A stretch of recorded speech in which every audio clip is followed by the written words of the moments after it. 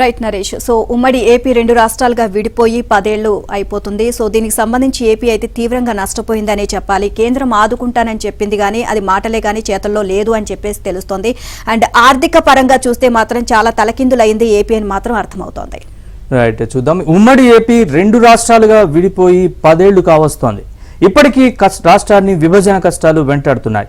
విభజన అనంతరం రాష్ట్ర ఆర్థిక వ్యవస్థ గాడి తప్పింది. ఆంధ్రప్రదేశ్ పునర్వ్యవస్థీకరణ చట్టం 2014 ప్రకారం ఏపీకి రావాల్సింది కొండంత ఉంటే వాస్తవంగా వచ్చింది గోరంత మాత్రమే. ఆదుకుంటామన్న కేంద్ర ప్రభుత్వం భరోసా ఇవ్వడమే తప్ప ఆచరణలో దక్కింది శూన్యం. రాష్ట్రాన్ని ఆదుకుంటామని కేంద్రం ఇచ్చిన హామీల్లో ఏ ఒక్కటి సక్రమంగా అమలు కాలేదు. మరోవైపు ఈ చట్టంలో పేర్కొన్న 8 నిబంధనలతో రాష్ట్రానికి వేల కోట్ల నష్టం వాటిల్లుతోంది. ఈ నిబంధనలు సవరించి ఏపీకి న్యాయం చేయాలని, జనాభా ప్రాతిపదికన ఆదాయం అప్పుల కేటాయింపులు జరపాలని నాటి సీఎం చంద్రబాబు కేంద్రానికి పలుమార్లు విన్నవించారు, లేఖలు కూడా రాశారు. కానీ ఇంతవరకు ఏ ఒక్క నిబంధనను కూడా సవరించలేదు. వాటిపై కేంద్ర ప్రభుత్వం సానుకూలంగా స్పందిస్తే ప్రస్తుత సీఎం జగన్ తెస్తున్న లక్షల కోట్ల అప్పులతో గాడి తప్పిన రాష్ట్ర ఆర్థిక వ్యవస్థ కొంత మేర కోలుకునే అవకాశం ఉంటుంది. రాష్ట్ర జనాభా 58.42% అయితే విభజన చట్టంలో 14వ ఆర్థిక సంఘం కేవలం 46% ఆదాయాన్నే కేటాయించింది. దీనివల్ల నిధుల కొరత ఏర్పడమే కాకుండా రాష్ట్ర ఆర్థిక పరిస్థితులు తలకిందులయ్యాయి.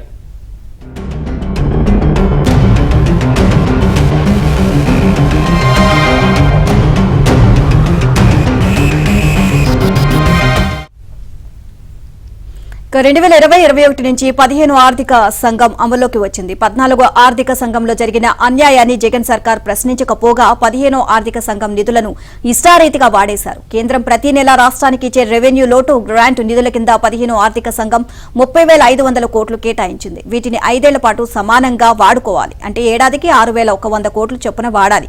కానీ జగన్ మొదటి ఏడాది 17,000 కోట్లు, రెండో ఏడాది 11,000 కోట్లు, 3-4 ఏడాదుల్లో 2,500 కోట్లు వాడారు.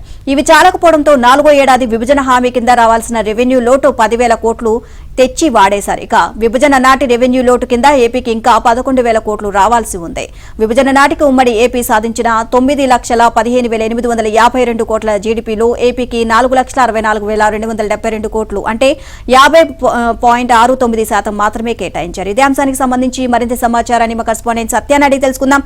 సత్య, సో ఎక్కడికక్కడ అంటే రెండు రాష్ట్రాలు విడిపోయిన తర్వాత మొత్తం కూడా ఇప్పటికి 10 ఏళ్లు అయిపోయింది. సో దాదాపుగా ఏపీకి మాత్రం తీవ్ర నష్టం జరిగిందని మాత్రం అర్థమవుతోంది. సో ఆర్థికంగా తలకిందులు అయిపోయింది ఏపీ పరిస్థితి అయితే. సో ఓవరాల్ గా దీనికి సంబంధించి అప్డేట్స్ ఏంటి? రాష్ట్ర విభజన ఏపీకి శాపంగా మారితే తెలంగాణకు వరంగా మారిందని మనం చెప్పుకోవచ్చు. దీని భాగంగానే అష్ట కష్టాలు ఏపీ విభజనలో విధించినటువంటి 8 నిబంధనలు ఏపీని అష్టకష్టాలు పాలు చేస్తున్నాయని మనం స్పష్టంగా చెప్పొచ్చు. ముఖ్యంగా ఆస్తులన్నీ కూడా భౌగోళికంగా పంపిణీ చేసి జనాభా ప్రాతిపదికన అప్పులు పంపిణీ చేయడంతో ఏపీ తీవ్రంగా నష్టపోయిందని చెప్పొచ్చు. అప్పులన్నీ కూడా జనాభా ప్రాతిపదికన పంచడంతో 58% జనాభా కలిగిన ఏపీ పైన అప్పుల భారం ఎక్కువ పడింది. ఆస్తులు 46%, 58% కింద ఆస్తులను 48%, 56% కింద ఆస్తులను పంపిణీ చేయడం. దానివల్ల ఏపీకి చాలా తక్కువ ఆస్తులు 46% మాత్రమే వచ్చాయని కూడా చెప్పుకోవచ్చు, జనాభా నిష్పత్తిని కాకుండా. అదేవిధంగా ఉమ్మడి ఏపీలో ఇచ్చినటువంటి గ్రాంట్ల రూపంలో ఇచ్చిన సొమ్ము కూడా సరిపడేంత లేదని చెప్పొచ్చు. అదే సమయంలో జగన్ మొదటి ఏడాది కేంద్రం నుంచి రావాల్సినటువంటి నిధులు 17,000 కోట్లు వాడేశారు.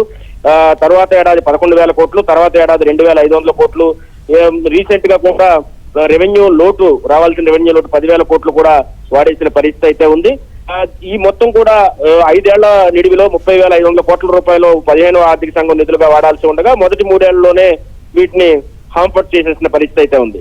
మొత్తం మీద తీసుకుంటే కనుక ఏపీకి మొత్తం 4,64,272 కోట్లు అంటే సుమారు 50.69% మాత్రమే జీడిపిలో నిధులు కేటాయించడం జరిగింది. జనాభా నిష్పత్తిన వీటిని కేటాయించకపోవడం వల్ల కూడా తీవ్ర ఇబ్బందులు అయితే రాష్ట్రానికి వ్యక్తమవుతున్న పరిస్థితులు అయితే మనకు కనిపిస్తోంది.